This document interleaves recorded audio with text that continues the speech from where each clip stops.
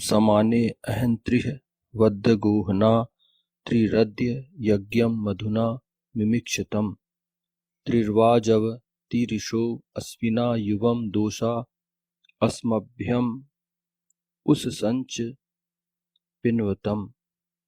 समान दिन में 3 अवध्य गोहना है। 3 आज यज्ञ को माधुर्य पूर्वक सिंचित करें। 3 अन्ययुक्त धर्मयुद्ध संपन्न इच्छा शक्ति है।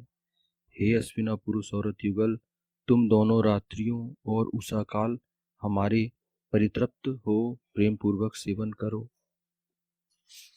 ये ऋग्वेद के प्रथम मंडल का 34वां सूक्त यहाँ पर चल रहा है।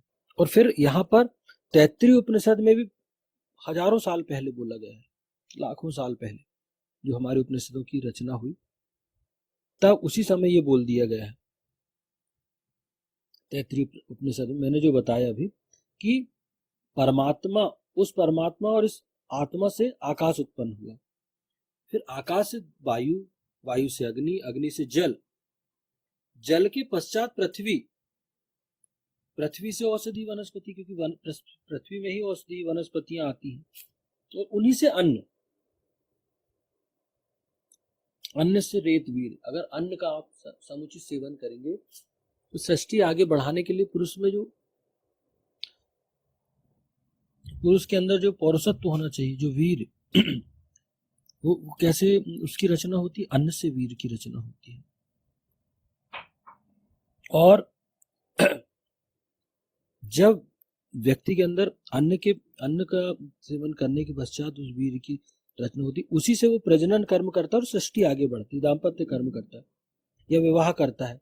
और दाम्पत्य कर्म, पति पत्नी के बीच जो संबंध होते हैं, उसके उन संबंधों से संतान प्राप्त होती है, सृष्टि आगे बढ़ती है, दुनिया आगे बढ़ती है। तो वो जो अन्न है वो रसमय है पुरुष के लिए। यह या वह पुरुष अन्न रसमय है, मतलब ये पुरुष के लिए अन्न जो है वो रसमय है। क्यों? क्योंकि उसी से उसको ऊर्जा भी प्राप्त होती है और वीर की प्राप्ति होती है, उसको वीर उसके अंदर बनता है। तो अन्न उत्पत्ति के प्रयासों के लिए को क्या कहा गया है? धर्मयुद्ध की संज्ञा दी गई। और त्रिसत्य जो है वो लोगों को बोलता है कि अपने अंदर वो इच्छा करें आप कि अन्न का उत्पादन हो। आज भी हम देखते हैं हमारे जो किसान भाई हैं वो कितनी मेहनत करके अन्न उगाते हैं। हमको अन्न तो प्राप्त होता है, हमको हर चीज अवेलेबल है बाजार में, पैसों से आप खरीद लोगे, लेकिन जो वो मेहनत करते हैं, जो वो युद्ध करते हैं, धर्म युद्ध करते हैं, हमारे जो किसान भाई है, आप देखना, आपने देखा होगा, वो एक्चुअल में वास्तव में वो धर्म योद्धा है। वो अन्न का उत्पादन करने के लिए युद्ध कर रहे हैं। किससे करते हैं? वो मौसम से करते हैं, अपनी जमीन से करते हैं, संसाधनों से युद्ध करते हैं। आज आप देखेंगे, अभी हम लोग 2 फसल लेते हैं, रबी की और खरीफ की।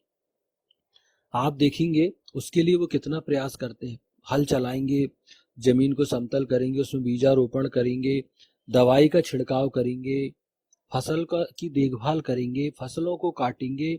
वो यही काम करते हैं, चाहे पानी हो, बरसात हो, ठंड हो, वो इतनी मेहनत करते हैं, उसको धर्मयुद्ध ही कहा जाता है।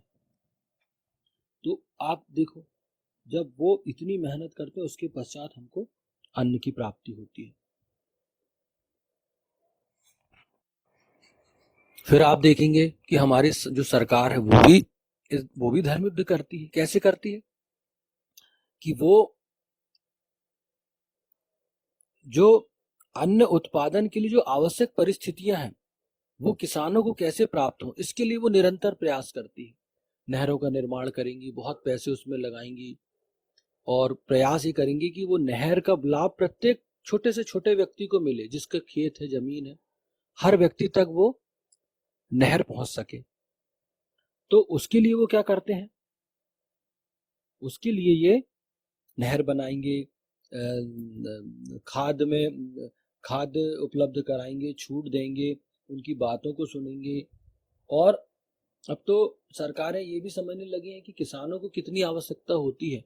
जब अगर उनकी अतिवृष्टि हो गई, अकाल पड़ गया, तूफान आ गया, ओलावृष्टि हो गई, तो जो फसलें खराब होती तो आजकल बीमा कवर देने लगी सरकारें अन्न का रक्षण करने के लिए। दूसरा, वो किसानों को सम्मान निधि भी देती है।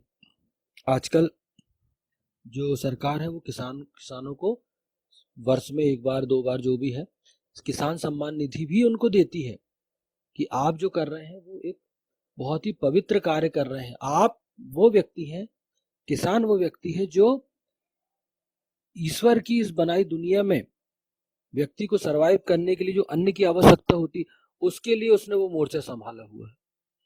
किसान ने वो मोर्चा संभाला है कि मैं इस क्षेत्र की परिस्थिति को मैं डील करूंगा, मैं यहाँ पर युद्ध करूंगा आपके लिए और समाज को मैं अन्न मुहैया कराऊंगा। तो वास्तव में अगर देखा जाए तो किसान जो है वो हमारे सम्मान के पात्र हैं कि वो हमारे लिए प्रकृति से, परिस्थितियों से, संसाधनों से धर्म युद्ध करते हैं। धर्म युद्ध का मतलब होता है कि युद्ध करना, संघर्ष करना, और धर्म के लिए किया गया कोई भी कार्य उसको धर्म युद्ध की संज्ञा यहाँ पर वेद ने दिया हुआ है। वाज कहा है, वाज है ना धर्म युद्ध, मैं उसी को एक्सप्लेन कर रहा हूँ।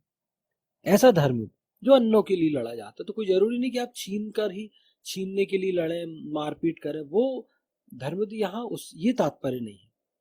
तात्पर्य है कि आप परिस्थितियों से आप कैसे लड़े।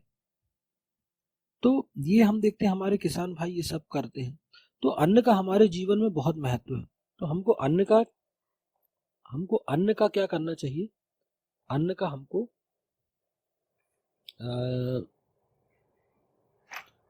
उसका रक्षण करना चाहिए, उसका संचय करना चाहिए। संचय मतलब ऐसा नहीं कि आपने उसको घर में रख लिए, गोदामों में भर लिए, नहीं, ये नहीं कहा गया।